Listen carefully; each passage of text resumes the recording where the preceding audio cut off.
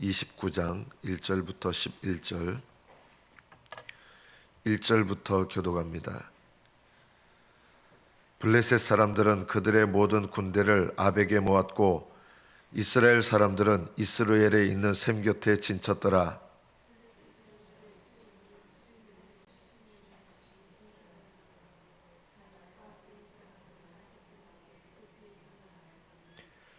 블레셋 사람들의 방백들이 이르되 이 히브리 사람들이 무엇을 하려느냐 하니 아기스가 블레셋 사람들의 방백들에게 이르되 이는 이스라엘 왕 사울의 신하 다윗이 아니냐. 그가 나와 함께 있은지 여러 날 여러 해로되 그가 망명하여 온 날부터 오늘까지 내가 그의 허물을 보지 못하였노라.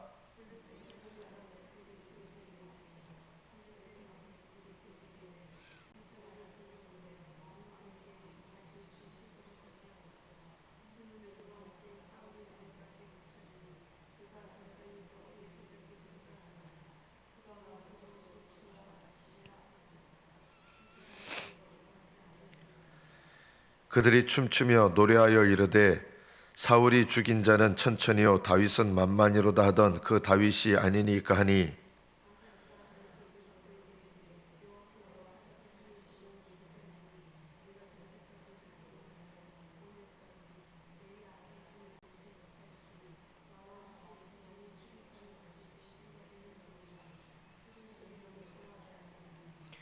그러므로 이제 너는 평안히 돌아가서 블레셋 사람들의 수령들에게 거슬러 보이게 하지 말라 하니라.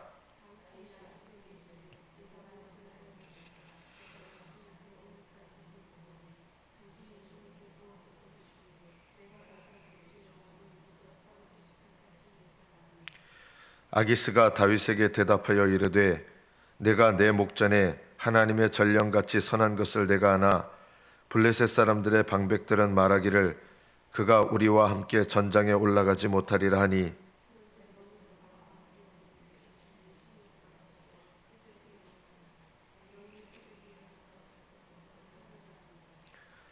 이에 다윗이 자기 사람들과 더불어 아침에 일찍이 일어나서 떠나 블레셋 사람들의 땅으로 돌아가고 블레셋 사람들은 이스라엘로 올라가니라. 여기까지 받들어 읽겠습니다.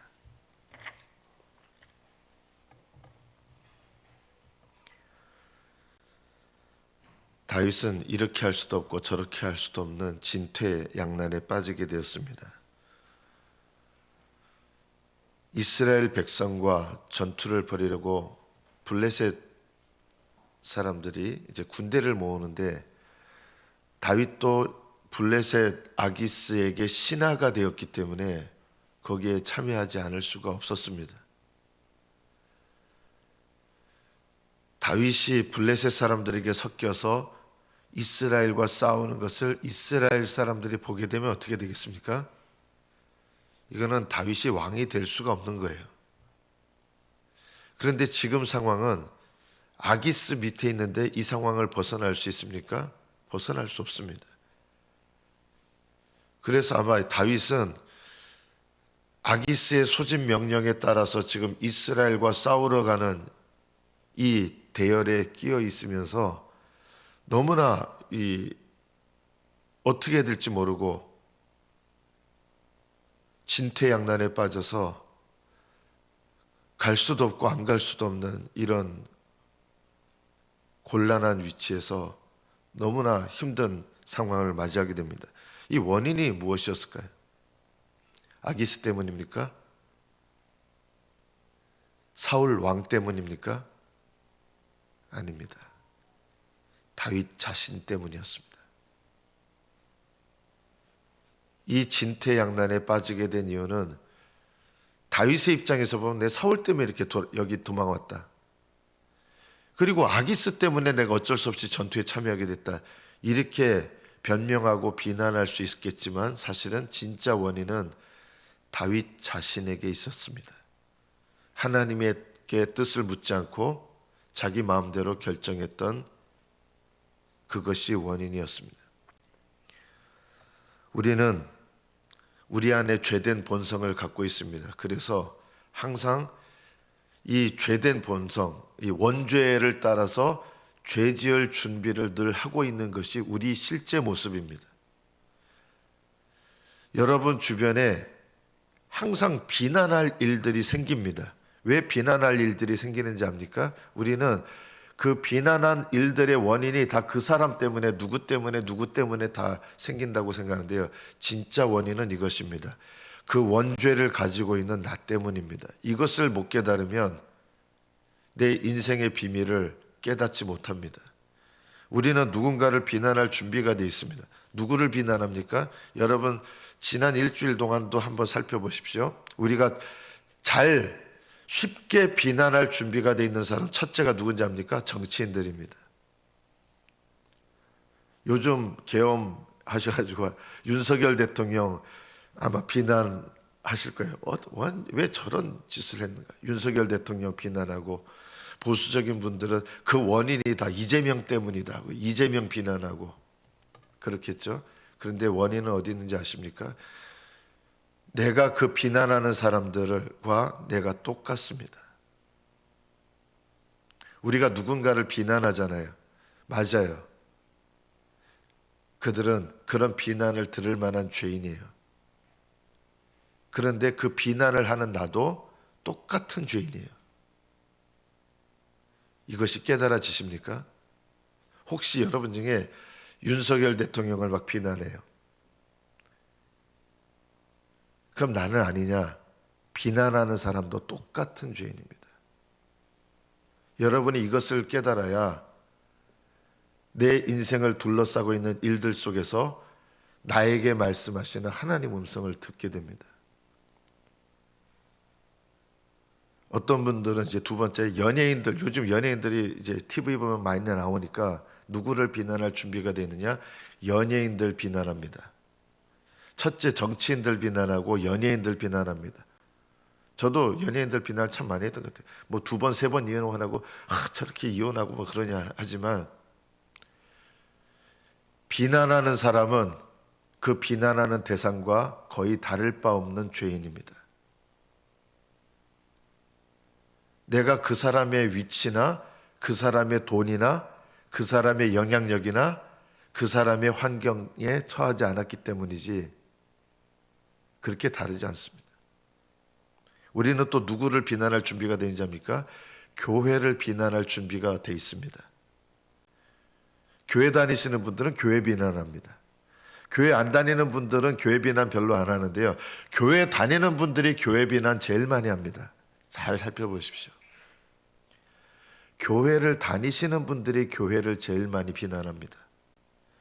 그럼 내가 신앙이 올바라서 교회를 비난하느냐? 아닙니다. 내 신앙이 잘못되어 있기 때문에 교회를 비난합니다. 놀랍게도 그렇습니다. 예를 들면 우리 교회 뭐 이럴 거예요. 우리 교회 사랑이 없어. 맞습니다.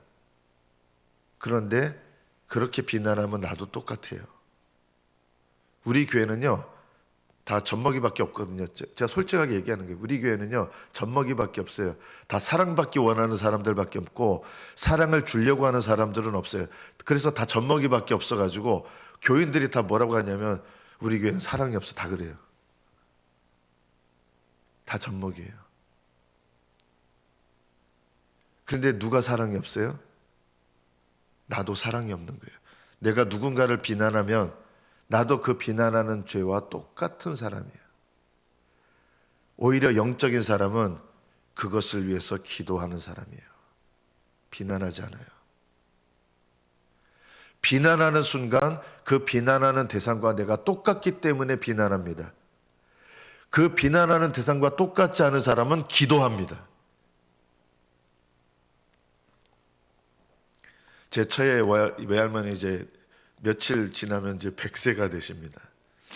그 아들도 그렇고 저도 그렇고 제 아내도 그렇고 제 외할머니가 한 교회에서 엄청나게 오래 섬기셨겠죠. 그 교회 목사님이 뭐 그렇게까지 대단하시지도 않을 것 같아요. 그런데 자녀들이 한 번도 듣지 못한 게 있습니다. 교회와 자기 담임 목사를 비난한 적이 단 한 번도 없어요. 그냥 묵묵히 기도하시는 거예요. 하늘나라에 가보면 우리는 수없이 많은 비난의 죄들이 내 앞에 쌓여 있는 걸 보게 될 겁니다. 여러분이 누군가를 비난하면 그것은 죄가 됩니다. 그러나 그것을 위해서 내가 눈물을 흘려 기도하면 하나님께 칭찬받을 일이 됩니다. 우리 원죄의 가장 중요한 특징 중에 하나가 비난하는 겁니다. 정치인 비난하고, 연예인 비난하고, 교회 비난하고, 교회의 다른 사람들 비난하고, 누구를 비난하는지 아십니까? 배우자들끼리 비난합니다. 나는 솔직하다고 얘기하는데 솔직한 게 아니에요. 배우자를 비난합니다. 배우자를 비난하는 사람은 똑같은 사람입니다. 오히려 비난하기보다 기도하는 사람이 되셔야 됩니다. 내가 원죄를 극복하는 가장 중요한 영적인 태도가 무엇이냐 하면 누군가를 비난하고 싶어하는 욕구를 내려놓고 그것이 하나님께서 나에게 주신 기도 제목이다 생각하고 기도하시는 사람. 비난을 쏟아내면서 죄를 범하기보다 그 비난할 것이 나의 기도 제목이 되어서 하나님 앞에 기도하시기를 사모하십시오. 이것이 내 인생을 복되게 하는 길입니다. 오늘 본문에 보면 다윗은 비난을 받습니다. 사울이 죽인 자는 천천히요 다윗은 만만이로다. 이게 이스라엘 여자들이 골리앗을 다윗을 죽이고 왔을 때 칭찬했던 거예요. 사울 왕은 천천을 죽이고 다윗은 만만이다. 엄청나게 높이는 일이잖아요. 이 높이는 말이 다윗을 3번 이 이야기가 나옵니다. 성경 본문에. 다윗이 골리앗을 죽인 다음에 이스라엘 여자들이 서로 노래하면서 이 노래를 부른 거예요. 이것 때문에 어떤 일이 일어나는지 아십니까? 다윗이 평생 사울의 대적이 되는 일이 일어납니다. 비참한 일의 시작이 되었습니다. 그리고 두 번째, 이 다윗은 만만이로다 이 얘기를 누가 하게 되느냐? 놀랍게도 다윗이 첫 번째 아기스, 블레셋 왕 아기스에게 갔다가 거기서 신하들이 자기를 죽이려고 하는 이유 중에 하나가 사울은 천천히요 다윗은 만만이로다 하던 그자 아닙니까? 하면서 그 얘기를 하면서 이자 그냥 살려두면 안 됩니다 하면서 미친 척하면서 간신히 살아나와요. 오늘 본문에 보면 또 아기스의 뒤를 따라서 전투에 참여할 수밖에 없었는데 어떻게 됩니까? 다윗은 만만이로다 하던 이자가 당신을 죽이고 이스라엘 백성에게 갈 가능성이 있지 않습니까? 3번째 이 이야기가 나오면서 다윗이 위험에 또 처하게 됩니다. 오늘 이 본문이 우리에게 뭘 말합니까? 사람들이 나를 높이는 것이 내게 독이 될 수 있습니다. 다른 사람이 나를 칭찬하게는 해야 됩니다. 그러나 그 칭찬을 내가 스스로 즐기지 마십시오. 그게 내게 독이 될 수 있습니다.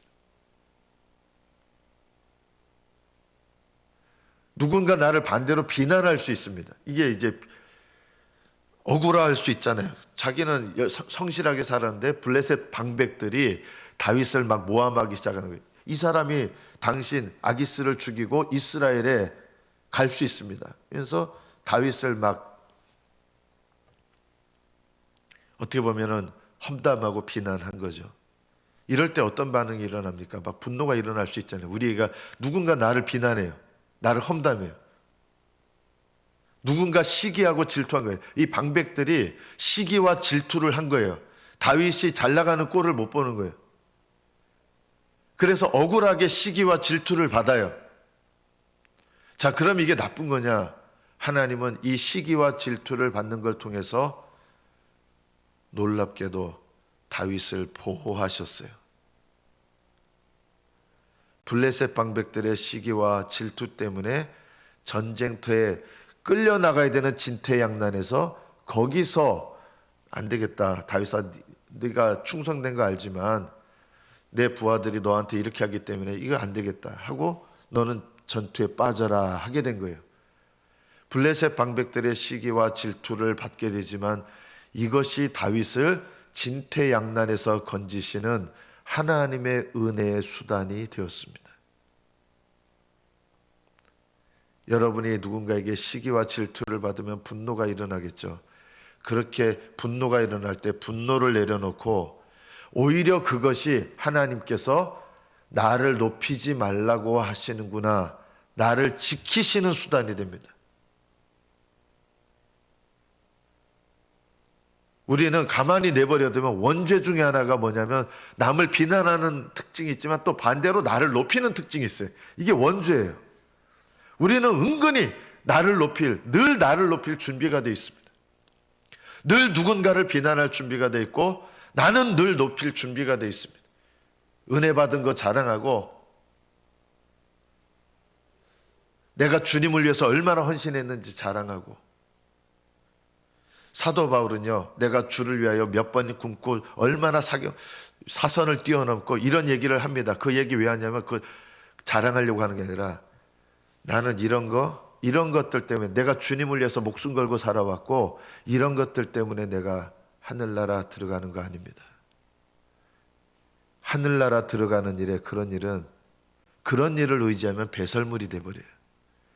사도 바울은 내게는 예수님의 십자가 외에는 자랑할 것이 없습니다. 내가 주님을 위하여 얼마나 헌신했는지, 교회를 위하여 얼마나 헌신했는지, 내가 얼마나 많은 시간을 들였는지 그거 자랑하지 마십시오. 내가 자식들을 위해서 얼마나 수고했는지 자랑하지 마십시오. 내가 널 위해서 어떻게 인생 살았는데 자랑하지 마십시오. 은근히 우리는 내가 수고한 것을 의지합니다. 그러나 하나님의 은혜를 알면 내가 자랑할 것은 예수님 십자가밖에 없습니다. 여러분이 주님을 따라서 구원받는 거 아닙니다. 구원받은 사람은 주님을 따릅니다. 맞습니다. 그래야 됩니다. 그래야 구원받습니다. 그러나 주님을 따랐기 때문에 구원받는 거 아닙니다. 주님의 십자가의 은혜 때문에 구원받는 겁니다. 그 은혜로 구원받았기 때문에 주님을 따르고 그 은혜로 따르는 사람은 자랑하지 않습니다. 다윗은 시기를 받았고 질투를 받았지만 그것에 대해서 분노로 반응하지 않습니다. 왜냐하면 그게 자기를 지키는 하나님의 은혜 수단이었어요. 나는 주님만을 위해서 열심히 했는데 내가 왜 이런 수치와 내가 왜 이런 질투와 왜 이런 시기를 받아야 되는가 이렇게 반응하지 마십시오. 그것이 나로 하여금 내 공로를 의지하지 않게 하시는 하나님의 은혜입니다.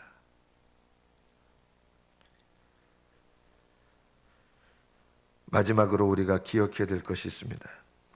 우리는 이 다윗이 여전히 허세를 부려요.